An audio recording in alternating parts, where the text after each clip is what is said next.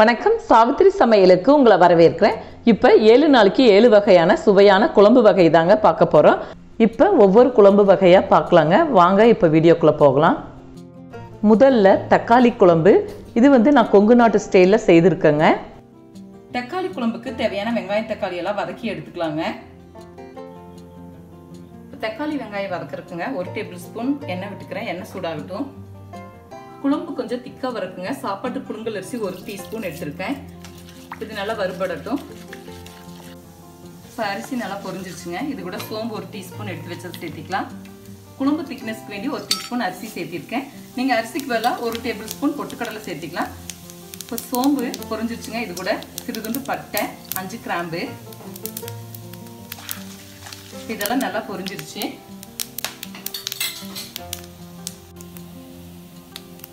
இதெல்லாம் நல்லா பொரிஞ்சிருச்சுங்க. 20 to 25 சின்ன வெங்காயம் சேர்த்து வதக்கிக்கலாம். இது கூடயே 7 to பூண்டு பல் சேர்த்து வதக்கி விட்டுக்கலாம். நல்லா வதங்கட்டும். இப்போ வெங்காயம் பூண்டு பல் வதங்கிடுச்சுங்க. இது கூட நறுக்கி வச்சிருக்கிற தக்காளி சேர்த்துக்கலாம். தக்காளி குழம்புக்கு வேண்டி நான் 7 தக்காளி எடுத்திருக்கேன். இப்போ தக்காளி சேர்த்து நல்லா வதக்கி விட்டாச்சுங்க. இது கூட விருப்பப்படுறவங்க 3 டேபிள் ஸ்பூன் தேங்காய் துருவலும் கூட சேர்த்து வதக்கி விட்டு அரைச்சிக்கலாம். நான் இதில் சேர்த்தலை இன்னைக்கு. இது கூட 1/4 டீஸ்பூன் மஞ்சள் தூள், 3 டீஸ்பூன் நல்லா குமிஞ்ச மாதிரி சாம்பார் பொடி சேர்த்துருக்குங்க. வீட்டில் அரைச்ச குழம்பு பொடி. நீங்கள் இல்லாத பட்சத்துக்கு ஒரு 2 டேபிள் ஸ்பூன் மல்லித்தூள், 1 டேபிள் ஸ்பூன் மிளகாய் தூளும் கூட சேர்த்திக்கலாம். தக்காளி குழம்புக்கு தக்காளியில் இருக்கிற புளிப்பு சுவையே சரியா இருக்குங்க. இது கூட புளியெல்லாம் சேர்த்த வேண்டியதில்லை. இப்போ நல்லா வதங்கிடுச்சுங்க. இறக்கி வச்சு சூடு ஆற வச்சுக்கலாம்.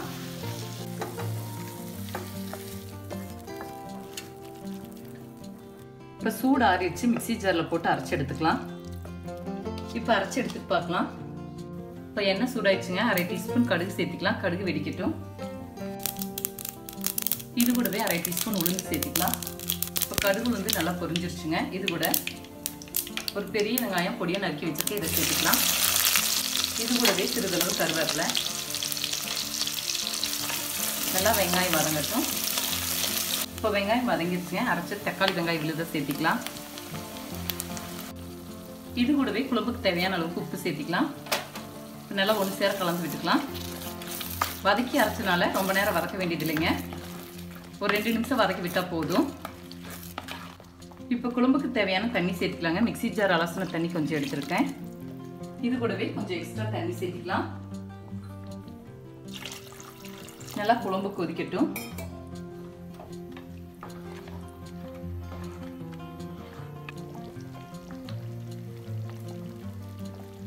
இப்போ இறக்கி வச்சு வேறு பாத்திரத்துக்கு மாற்றிக்கலாங்க. இப்போ சுவையான தக்காளி குழம்பு செய்துட்டேங்க. இது சாப்பாட்டுக்கு மட்டும் இல்லைங்க. இட்லி, தோசை, சப்பாத்தி, ஆப்பம் இது எல்லாத்துக்குமே தொட்டு சாப்பிட ரொம்ப அட்டகாசமாக இருக்கும். இப்போ அடுத்தது முருங்கைக்காய் மாங்காய் சாம்பார். இப்போ நான் மாங்காய் கிடைக்கிறதுனாலங்க மாங்காய் சேர்த்துருக்கேன். கிடைக்காத பட்சத்தில் நீங்கள் புளியும் கூட கரைச்சி விட்டுக்கலாம். இப்போ 200 கிராம் பருப்பு வேக வச்சுருக்கேங்க. குக்கரில் 3 விசில் வச்சு எடுத்துக்கிட்டால் சரியாக இருக்கும். இப்போ சாம்பாருக்கு தாளிச்சு விட கொஞ்சமாக எண்ணெய் விட்டுக்கலாம். எண்ணெய் காயட்டும். இப்போ எண்ணெய் காய்ச்சிருச்சு. 1/2 டீஸ்பூன் கடுகு சேர்த்திக்கலாம். கடுகு வெடிக்கட்டும். இப்போ கடுகு வெடிக்கிறது கூடவே 1/2 டீஸ்பூன் உளுந்து சேர்த்திக்கலாம். இப்போ கடுகு வெடிச்சிருச்சுங்க. இது கூட 15 to 18 சின்ன வெங்காயம் எடுத்துருக்கேன். இதை சேர்த்து நல்லா வதக்கி விட்டுக்கலாம். மீடியம் ஃப்ளேம் வச்சுருக்கேன். இது கூடவே சிறிதளவு கருவேப்பிலை. இப்போ நறுக்கி வச்சிருக்கிற காயெல்லாம் சேர்த்துக்கலாங்க. முருங்கைக்காய், கத்திரிக்காய், உருளைக்கிழங்கு எடுத்து வச்சுருக்கேன். கத்திரிக்காய் கருத்து போகாமல் இருக்க தண்ணியில் போட்டு எடுத்து வச்சுருக்கேன். இப்போ இதெல்லாம் சேர்த்திக்கலாம். இப்போ காய் எல்லாமே ஒன்று சேர சேர்த்தியாச்சு. 3 முருங்கைக்காய், 4 கத்திரிக்காய், 1 உருளைக்கிழங்கு எடுத்துருக்கேங்க. இப்போ காய்க்கு தேவையான அளவுக்கு உப்பு சேர்த்திக்கலாம். சாம்பார் பொடி அவங்க காரத்துக்கு தகுந்த அளவுக்கு சேர்த்திக்கலாம். இது கூடவே 1/4 டீஸ்பூன் பெருங்காயத்தூள். இப்போ 3 டீஸ்பூன் சாம்பார் பொடி சேர்த்துருக்கேங்க. இதில் மாங்காய் சேர்த்துறதுனாலங்க நான் தக்காளி சேர்த்தலை. இல்லாட்டினா ஆரம்பத்திலே வெங்காயம் வதங்கும்போது ஒரு தக்காளி சேர்த்து நல்லா வதக்கியிருப்பேன். இப்போ காய் வேக தேவையான அளவுக்கு தண்ணி விட்டுக்கலாம். காய் வேக 350 ml இருந்து 400 ml தண்ணி சேர்த்திருக்கேங்க. இப்போ ஒரு சின்ன மாங்காய் நறுக்கி வச்சுருக்கேங்க. காய் வந்து ஒரு அரை பதத்துக்கு வேக வச்சதுக்கப்புறம் நம்ம மாங்காய் துண்டுகள் சேர்த்துக்கிட்டா குலையாமல் இருக்கும் மாங்காய். இப்போ காய் அரைவாசி வெந்துச்சுங்க. இப்போ மாங்காய் துண்டுகள் சேர்த்துக்கலாம். இது சேர்த்து நல்லா கலந்து விட்டுக்கலாம். நல்லா வேகட்டும். இனி ஒரு 5 நிமிஷம் நல்லா வெந்தால் சரியாக இருக்கும். இப்போ காய் வந்து 3/4 வாசி வெந்துருச்சுங்க. இது கூட வேக வச்ச பருப்பு தண்ணியை சேர்த்து இன்னும் கொஞ்சம் நேரம் வேக வச்சுக்கலாம். பருப்பு வேக வச்சதுலேயே கொஞ்சம் பருப்பு தண்ணி இருக்குங்க. இதெல்லாம் ஒன்று சேர்ற மாதிரி இன்னும் கொஞ்சம் வேகட்டும். இப்போ சாம்பார் கொஞ்சம் உப்பு பத்தாதுங்க. கொஞ்சம் உப்பு சேர்த்து நல்லா கலந்து விட்டுக்கலாம். இப்போ காயெல்லாம் நல்லா வெந்துருச்சுங்க. இப்போ சாம்பார் தயாராகிடுச்சுங்க. மல்லித்தலையை சேர்த்து இறக்கி வச்சுக்கலாம்.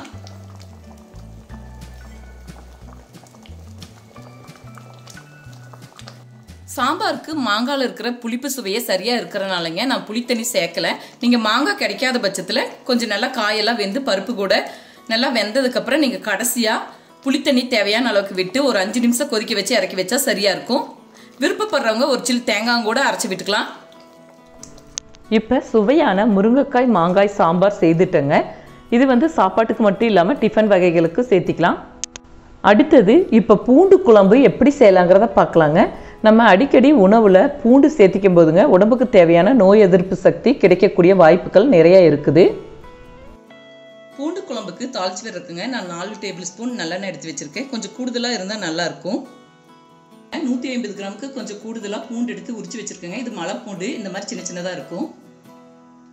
இப்போ எண்ணெய் காஞ்சிருச்சுங்க. அரை டீஸ்பூன் கடுகு சேர்த்திக்கலாம். கடுகு வெடிக்கட்டும். இது கூடவே 1/4 டீஸ்பூன் வெந்தயம். இப்போ கடுகு வெந்தயமெல்லாம் நல்லா பொரிஞ்சிருச்சுங்க. இது கூட பூண்டு பல் எடுத்து வச்சதை சேர்த்திக்கலாம். நல்லா வதக்கி விட்டுக்கலாம். இப்போ பூண்டு பல் நல்லா வதங்கிருச்சுங்க. இது கூட வெங்காயம் சேர்த்திக்கலாம். இது கூட சின்ன வெங்காயம் 15 to 20 எடுத்து வச்சிருக்கேன். இதையும் சேர்த்து நல்லா வதக்கிக்கலாம். சிறிதளவு கருவேப்பிலை. இப்போ வெங்காயம் கருவேப்பிலை சேர்த்து வதக்கியாச்சுங்க. இது கூட ஒரு தக்காளி, நாட்டு தக்காளி எடுத்துருக்கேன். இதையும் சேர்த்து நல்லா வதக்கி விட்டுக்கலாம். இது வதங்கி வரதுக்கு கொஞ்சமாக உப்பு சேர்த்திக்கலாம். இப்போ தக்காளி சேர்த்து நல்லா வதக்கி விட்டாச்சுங்க. மசாலா பொடி சேர்த்திக்கலாம். 1/4 டீஸ்பூனுக்கு கொஞ்சம் கூடுதலாக மஞ்சள் தூள், 1 டேபிள் ஸ்பூன் மிளகாய் தூள், 2 டேபிள் ஸ்பூன் மல்லித்தூள். மசாலா பொடி சேர்த்ததை நல்லா வதக்கி விட்டுக்கலாங்க. இப்போ மசாலா பொடி போட்டு நல்லா வதக்கியாச்சுங்க. இப்போ கரைச்சி வச்சிருக்க புளி தண்ணி சேர்த்திக்கலாம். புளிக்குழம்புக்கெல்லாம் கொஞ்சம் பழைய புளியை வச்சு கரைச்சி ஊற்றிக்கிட்டா சரியாக இருக்கும். சின்ன எலுமிச்சை சைஸ் அளவில் புளி எடுத்து கரைச்சி வச்சுருக்கேங்க. இது கூடவே கொஞ்சம் எக்ஸ்ட்ரா தண்ணி சேர்த்திக்கலாம். ரொம்ப அதிகமாக வேண்டாம். இதுக்கு தேவையான அளவுக்கு உப்பு சேர்த்திக்கலாம்.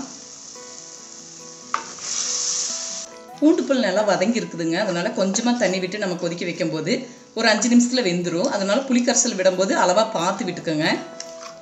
குழம்பு நல்லா கொதித்து சுண்டி எண்ணெய் பிரிஞ்சு வருதுங்க. இப்போ கொஞ்சம் வெல்லம் சேர்த்துக்கிட்டா நல்லாயிருக்கும். கொஞ்சம் கொதிச்சு வரட்டும். இறக்கி வச்சிடலாம். வெல்லம் கரையட்டும்.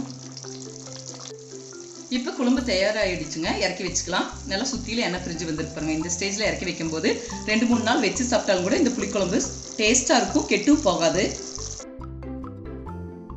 அடுத்தது இப்போ முளைக்கட்டிய கொண்டக்கடலை குழம்பு செய்ய போகிறேங்க. இது வந்து வித்தியாசமான சுவையில் 1 pot ரெசிபியாக செய்திருக்கேங்க.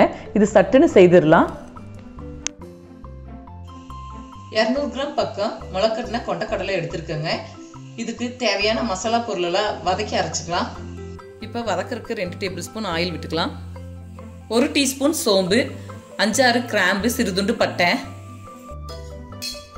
இது கூடவே 25 to 30 சின்ன வெங்காயம், ஒரு பெரிய வெங்காயம் எடுத்துருக்கேங்க. இதையும் சேர்த்து நல்லா வதக்கிக்கலாம். இது கூடவே 4-5 பூண்டு பல் சேர்த்திருக்கேன்.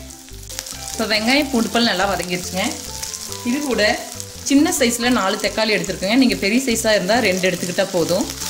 தக்காளி சேர்த்து நல்லா வதக்கி விட்டுக்கலாம். தக்காளி வதங்கிடுச்சுங்க. இது கூட மசாலா பொடி சேர்த்துக்கலாம். 1/4 டீஸ்பூன் மஞ்சள் தூள், 3 டேபிள் ஸ்பூன் மல்லித்தூள், 1 டீஸ்பூன் சீரகத்தூள், 1/4 டேபிள் ஸ்பூன் மிளகாய் தூள். அவங்க காரத்துக்கு அந்த அளவு சேர்த்திக்கலாம். இப்போ ஸ்டவ் ஆஃப் செய்திடலாங்க. கடாய் சூட்லேயே நல்லா வதங்கிக்கும்.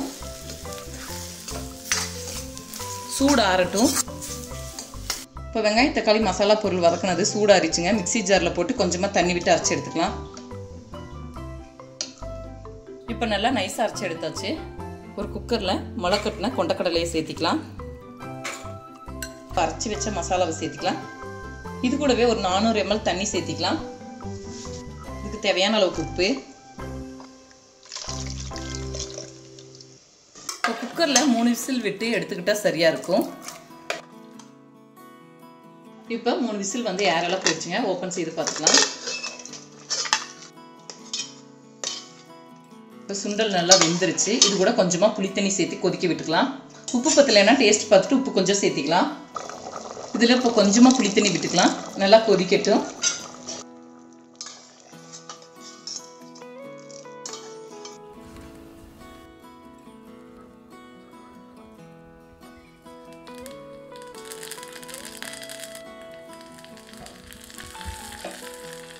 இப்போ புளித்தண்ணி சேர்த்து நல்லா கொதிக்க வச்சாச்சுங்க. இப்போ தாளிதம் சேர்த்துக்கலாம். கடுகு உளுந்தம் பருப்பு கருவேப்பிலை சேர்த்திருக்கேன். இப்போ நல்லா கலந்து விட்டுட்டு இறக்கி வச்சு வேற ஒரு பாத்திரத்துக்கு மாற்றி வச்சுக்கலாம். இப்போ சுவையான முளைக்கட்டிய கொண்டக்கடலை குழம்பு செய்துட்டேங்க. இது சாப்பாட்டுக்கு மட்டும் இல்லாமங்க டிஃபன் வெரைட்டிஸ்க்கு ரொம்ப அட்டகாசமாக இருக்கும். அடுத்தது சின்ன வெங்காய சாம்பார் எப்படி செய்யலாங்கிறத பார்க்கலாங்க. அடிக்கடி உணவில் சின்ன வெங்காயம் சேர்த்திக்கும் போது நம்ம நோய் எதிர்ப்பு சக்திக்கு ரொம்ப ஏற்றதுங்க.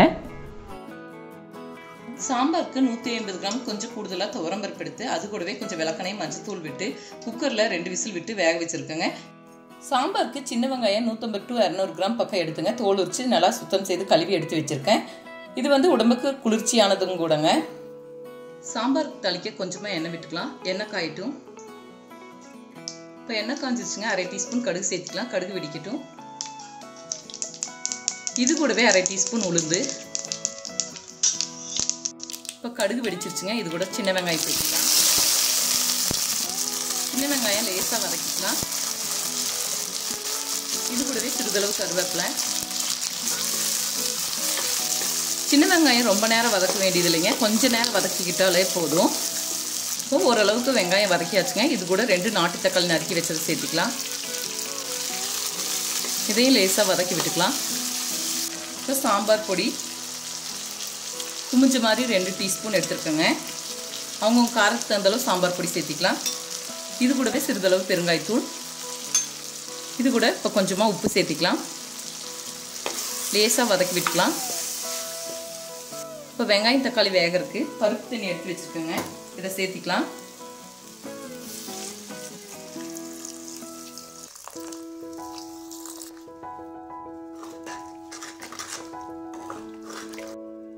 இப்போ வெங்காயம் தக்காளி வேகட்டுங்க. இப்போ வெங்காயம் தக்காளி வெந்துருச்சுங்க. பருப்பு சேர்த்திக்கலாம். வேக வச்ச பருப்பு 6-7 நிமிஷத்தில் வெங்காயம் தக்காளி நல்லா வெந்துடும். இப்போ வேக வச்ச பருப்பை சேர்த்திக்கலாம். இப்போ நல்லா ஒரு கொதி வரட்டும். இப்போ பருப்பு சேர்த்து நல்லா கொதிச்சிருச்சுங்க. இதுக்கு தேவையான அளவுக்கு புளித்தண்ணி சேர்த்திக்கலாம். தக்காளி சேர்த்திருக்கனால அளவாக புளித்தண்ணி சேர்த்துக்கிட்டா சரியாக இருக்கும்.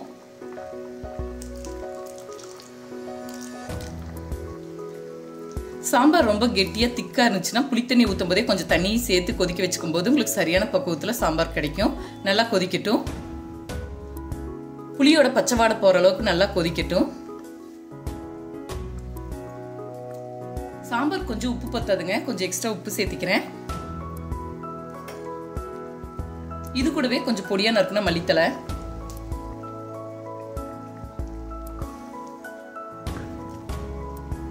இப்போ தேவையான பக்குவத்துக்கு சாம்பார் கொதிச்சிருச்சுங்க. இப்போ சுவையான சின்ன வெங்காய சாம்பார் செய்துட்டேங்க. இது சாப்பாட்டுக்கு மட்டும் இல்லைங்க டிஃபன் வகைகளுக்கு ரொம்ப அட்டகாசமாக இருக்கும். அடுத்தது சுவையான எண்ணெய் கத்திரிக்காய் குழம்பு எப்படி செய்யலாங்கிறத பார்க்கலாம். 400 கிராம் பக்கம் கத்திரிக்காய் எடுத்துருக்கேங்க. கத்திரிக்காயோட மேல் காம்பு பாதியை வெட்டி எடுத்துடலாங்க. கத்திரிக்காய் நறுக்கும் போது எண்ணெய் கத்திரிக்காய் குழம்புக்கு இந்த மாதிரி பின்பக்கமாக நறுக்கணும். அதே மாதிரி உள்ள சொத்தையெல்லாம் இருக்கான்னு பார்த்துக்கணும். ஒரு 3/4 வாசி பதத்துக்கு நீங்கள் 3/4 வாசி நறுக்கிக்கிட்டால் போதும். முழுசாக நறுக்கக்கூடாது. இந்த மாதிரி முழுமையாக இருக்கணும்.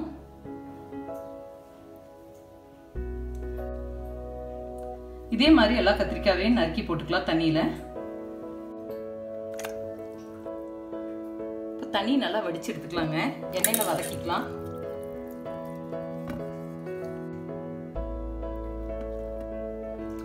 கத்திரிக்காய் வதக்க 2 டேபிள் ஸ்பூன் எண்ணெய் விட்டுக்கிறேங்க. எண்ணெய் சூடாகட்டும்.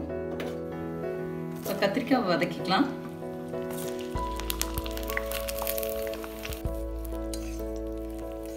கத்திரிக்காய் நல்லா அரை பதத்துக்கு எண்ணெயிலே வதங்கணுங்க. கத்திரிக்காவை நல்லா தண்ணியெல்லாம் வடிச்சிட்டு தாங்க சேர்த்து வதக்கணும். இல்லாட்டினா சடச்சடச்சடன்னு தெரிச்சுட்டே இருக்கும். இல்லாட்டி நீங்கள் ஒரு காட்டன் துணியில் தொடச்சிட்டும் கூட சேர்த்துக்கலாம். வதக்கும் போது 7-8 நிமிஷம் மீடியம் ஃப்ளேம்லேயே வச்சு வதக்கி விட்டுருக்கோங்க கத்திரிக்காவை. இப்போ கத்திரிக்காய் நல்லா வதக்கியாச்சுங்க. Stove off செய்துட்டேன். கொஞ்சமாக எண்ணெய் விட்டுக்கலாங்க. குழம்புக்கு வெங்காயம் தக்காளி வதக்கிக்கலாம். சின்ன வெங்காயம் 75 கிராம் பக்கம் எடுத்துருக்குங்க. இதை நல்லா வதக்கி விட்டுக்கலாம். இப்போ வெங்காயம் வதங்கிடுச்சுங்க. இது கூட தக்காளி சேர்த்துக்கலாம்.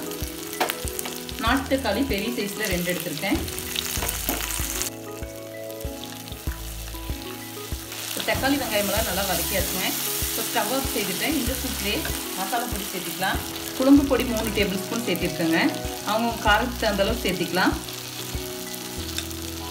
1/4 டீஸ்பூன் மஞ்சள் தூள், கொஞ்சமாக பெருங்காயத்தூள். இந்த சூட்டோடவே இதை லேசாக வதக்கி விட்டுக்கலாம். சூடு ஆறட்டும்.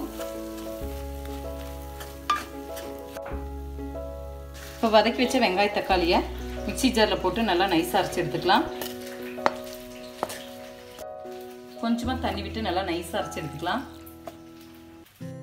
இப்போ நல்லா நைஸாக அரைச்சி எடுத்தாச்சுங்க. குழம்புக்கு தாளிச்சு விட்டுக்கலாம். 75 ml நல்லெண்ணெய் எடுத்துருக்கேங்க. புளிக்குழம்புக்கு கொஞ்சம் கூடுதலாக நல்லெண்ணெய் இருந்தால் நல்லாயிருக்கும். எண்ணெய் காஞ்சிச்சுங்க. 1/2 டீஸ்பூன் கடுகு சேர்த்துக்கலாம். கடுகு வெடிக்கட்டும். இது கூடவே 1/2 டீஸ்பூன் உளுந்து, 1 டீஸ்பூன் சீரகம், 1/4 டீஸ்பூன் வெந்தயம். இதெல்லாம் நல்லா பொரிஞ்சிருச்சுங்க. வெங்காயம் சேர்த்துக்கலாம். 15 to 20 சின்ன வெங்காயம் சின்ன சின்னதாக நறுக்கி வச்சுருக்கேன். இதை சேர்த்து நல்லா வதக்கி விட்டுக்கலாம். இது கூடவே 10 பல் பூண்டு 1/2 தட்டி வச்சுருக்கேன். இதையும் சேர்த்துக்கலாம். நல்லா வதங்கட்டும். இப்போ பூண்டு வெங்காயம் நல்லா வதங்கிடுச்சுங்க. இப்போ கருவேப்பிலை சேர்த்துக்கலாம். இப்போ அரைச்ச வெங்காய தக்காளி விழுதை சேர்த்துக்கலாம்.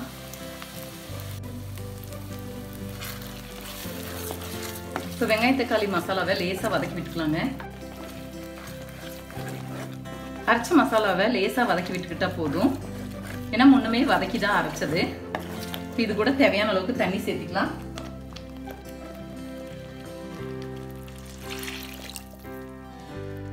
சின்ன எலுமிச்சை அளவு புளி ஊற வச்சிருக்கேங்க. இதை நல்லா கரைச்சி எடுத்திருக்கேன். இதை சேர்த்துக்கலாம். பழைய புளியை எடுத்துக்கிட்டா இந்த குழம்புக்கெல்லாம் ரொம்ப டேஸ்டா இருக்கும். நல்லா கொதிக்கட்டும். நீ எக்ஸ்ட்ரா கொஞ்சம் தண்ணி சேர்த்துக்கலாம். பச்சை வாடை போற அளவுக்கு நல்லா கொதிச்சு வரட்டும் குழம்பு. இப்போ குழம்பு தேவையான பக்குவத்துக்கு கொதிச்சு நல்லா பச்சை வாடை போற அளவுக்கு சுண்டி வந்துருச்சுங்க. இப்போ கத்திரிக்காய் சேர்த்துக்கலாம். கத்திரிக்காய் நல்லா எண்ணெயிலே வதங்கிருக்குங்க. ஒரு 6-7 நிமிஷம் வேக விட்டா போதும்.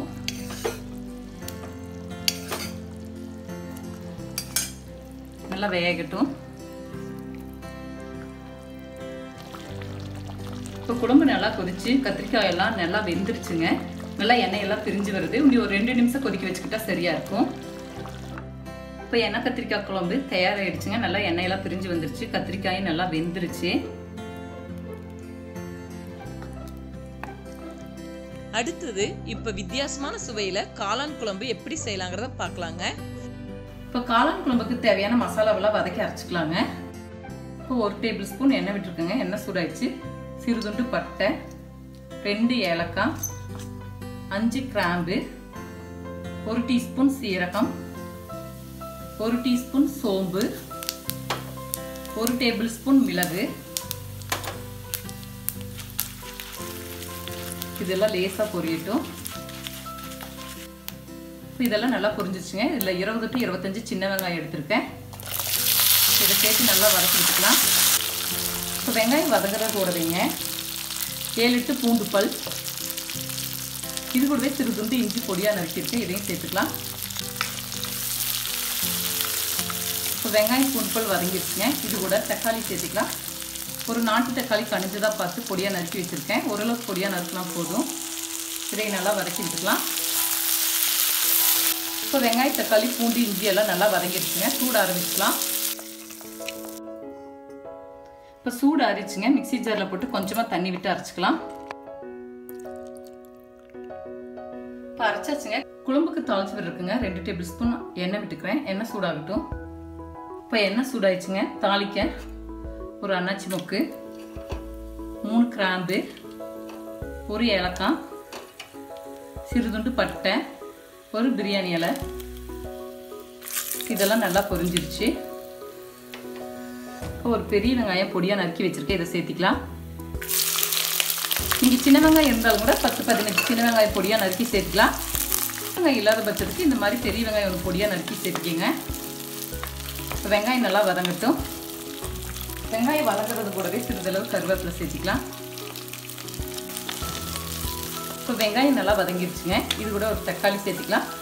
நீங்கள் இஞ்சியும் பூண்டு அரைக்க கஷ்டமாக இருந்துச்சுன்னா நீங்கள் இஞ்சி பூண்டு விழுது இருந்தால் இப்போ வதக்கும் போது சேர்த்துக்கிங்க. நீங்கள் அரைக்கும் போது நீங்கள் தவிர்த்துக்கலாம். இப்போ வெங்காயம் நல்லா வதங்கிடுச்சு. சின்னதாக ஒரு நாட்டு தக்காளி எடுத்துருக்குங்க. இதையும் சேர்த்து நல்லா வதக்கிக்கலாம். இப்போ அரைச்ச மசாலா விழுதை சேர்த்துக்கலாங்க. வதக்கி அரைச்சிருக்கிறதுனால ரொம்ப நேரம் வதக்க வேண்டியதில்லை. கொஞ்ச நேரம் வதக்கி விட்டாலே போதும். இது கூடவே 1/4 டீஸ்பூன் மஞ்சள் தூள், குழம்பு பொடி 2 டேபிள் ஸ்பூன் எடுத்துருக்குங்க. நீங்கள் கடையில் வாங்கின குழம்பு பொடி இருந்தால் சேர்த்திக்கலாம். இந்த குழம்பு பொடி எப்படி அரைக்கணுங்கிற விவரம் கீழே டிஸ்கிரிப்ஷன் பாக்ஸில் லிங்க் தரேன். நீங்கள் போய் ரெஃபரன்ஸ் எடுத்துக்கலாம். இப்போ 2 டேபிள் ஸ்பூன் குழம்பு பொடி சேர்த்துருக்கேங்க. வீட்டில் இருக்கிற குழம்பு பொடி சேர்த்துக்கலாம். குழம்பு பொடி இல்லாத பட்சத்தில் நீங்கள் 1 டேபிள் ஸ்பூன் மிளகாய்த்தூள், 2 டேபிள் ஸ்பூன் மல்லித்தூள் சேர்த்திக்கலாம். இப்போ மசாலா பொடி சேர்த்து நல்லா வதக்கி விட்டாச்சுங்க. இப்போ காளான் சேர்த்திக்கலாம். நான் 200 கிராம் காளான் எடுத்திருக்கேன். ஒரு மீடியமான அளவில் நறுக்கிக்கங்க. ரொம்ப பெருசாகவும் நறுக்க வேண்டாம், ரொம்ப சின்னதாகவும் நறுக்கிக்க வேண்டாம். இதை லேசாக வதக்கி விட்டுக்கலாம். நான் 200 கிராம் காளான் எடுத்துருக்கேங்க. அவங்கவுங்க தேவைக்கு தகுந்த அளவு காளான் சேர்த்திக்கலாம். இப்போ காளான் குழம்புக்கு தேவையான அளவுக்கு உப்பு சேர்த்திக்கலாம். இப்போ 2 to 3 நிமிஷம் காளானை நல்லா வதக்கி விட்டுட்டேங்க. இதுலேயே லேசாக தண்ணி விடுது. இது கூட எக்ஸ்ட்ரா தண்ணி விட்டுக்கலாம். காளான் வேகிறதுக்கெல்லாம் நம்மளுக்கு குழம்பு எந்த அளவுக்கு திக்னஸ் வேணுமோ அந்த அளவுக்கு அதுலேருந்து ஒரு 1/2 கப் எக்ஸ்ட்ரா தண்ணி விட்டுக்கிட்டாலே போதும். ரொம்ப தண்ணியாட்ட வச்சுக்க வேண்டாம். இதில் 1 கப் அளவுக்கு தண்ணி எடுத்துருக்குங்க. நல்லா கலந்து விட்டுக்கலாம். இன்னும் ஒரு 1/2 கப் சேர்த்துக்கிட்டா காளான் வெந்து குழம்பு சுண்டி வர்றதுக்கு சரியா இருக்கும்.